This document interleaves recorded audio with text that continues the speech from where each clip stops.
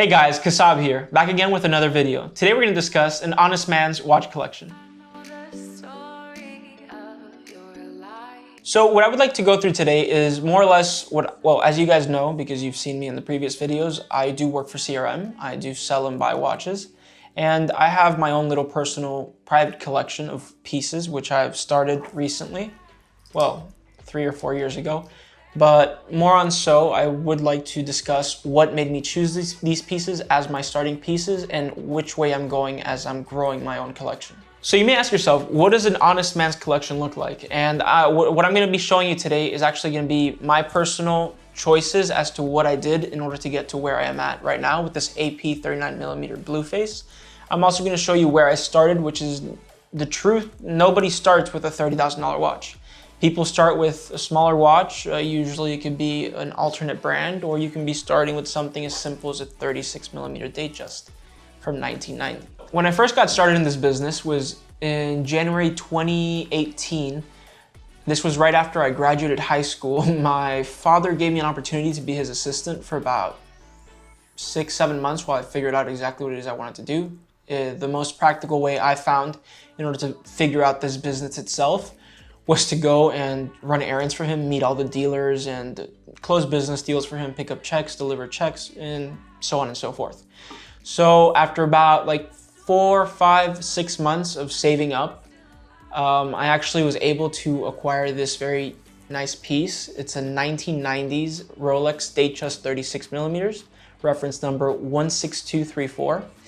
Now, honestly, I've kept this in pristine condition, the bracelet. I would give it about a 95% rating overall, considering the age. It is the one with the hollow center link, so it's something very unique itself.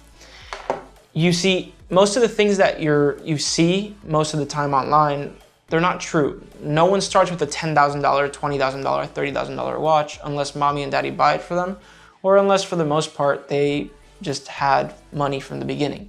I'm gonna show you how I went from something like this all the way up to this AP 39mm. When I first bought this watch in mid-2018, I bought it for around $2,500 from a private client that just needed some money. At this precise moment in time, I would say this watch is more or less around $4,000 to $4,300. So I have that saved up in there. However, I'm not someone who personally likes to sell his own pieces to increase, well, not to increase, but to get into a bigger piece. I'd rather save up independently and continue holding onto those pieces because they all have some type of emotional, how would you say that, Dan? Emotional depth into the piece. There's a story for everything, and the reality of it is these are memories to keep, and it keeps your time. So next up on my watch collection is this two-tone sub with a date. This is reference number 16613. This beautiful piece has a lot of emotional meaning to myself and to my family for that fact, as it was one of the first pieces given to my grandfather by my father in the early 90s. Now, as time progresses, he lost the watch in like early 2000s. And when he passed away, I always felt like I wanted to have something similar to that which he wore every single day as a form of remembering him per se. So this piece I acquired about a year ago, actually like almost a year and 1 month ago.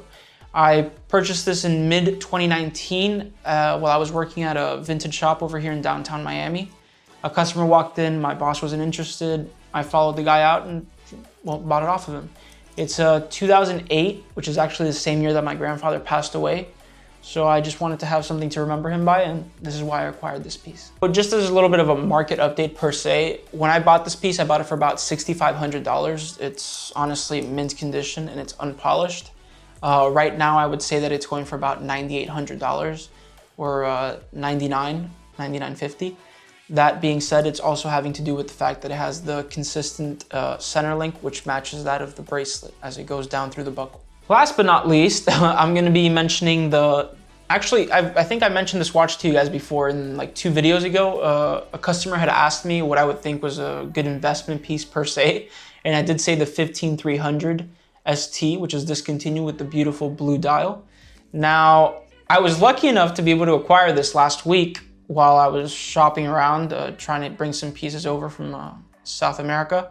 And let me tell you, I fell in love.